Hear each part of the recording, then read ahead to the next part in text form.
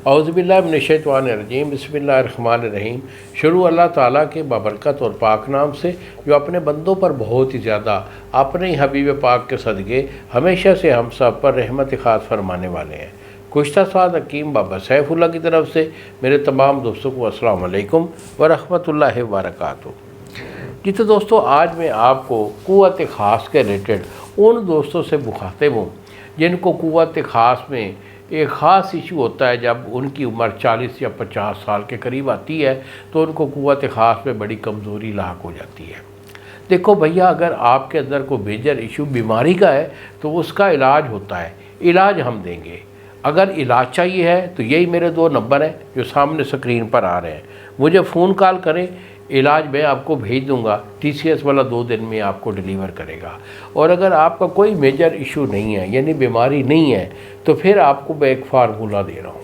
इसको जो अगर है ना आप रोज़मर्रा आप खुराक के साथ इस्तेमाल कर लेंगे तो इंशाल्लाह ये आपकी जो क़ुव्वत बा की वीकनेस है ये हमेशा के लिए ख़त्म हो जाएगी। तो करना क्या है आपने, इसमें आपने सफ़ूफ़ पहले बनाना है। सफ़ूफ़ में आप लेंगे, सबसे पहले आप लेंगे कलवंजी। कलवंजी जो है ये आपकी 100 ग्राम है, मूसली सफ़ेद ये आपकी 100 ग्राम है, और तुखम इलसी ये आपकी 250 ग्राम है। इन 3 चीज़ों का आपने सफ़ूफ़ करके डिब्बी में महफूज कर लेना है। अब खाने का तरीका कुछ इस तरह है कि आपने एक प्याज लेना है, उसको कूट कर उसका पानी निचोड़ कर 1 कप में डाल लें, 1 चम्मच शहद की डाल लें, और इस सफ़ूफ़ से 1 चम्मच डालकर इसे मिक्स करके दोपहर के खाना खाने के फ़ौरन बाद जो है इसे तनावल कर लें।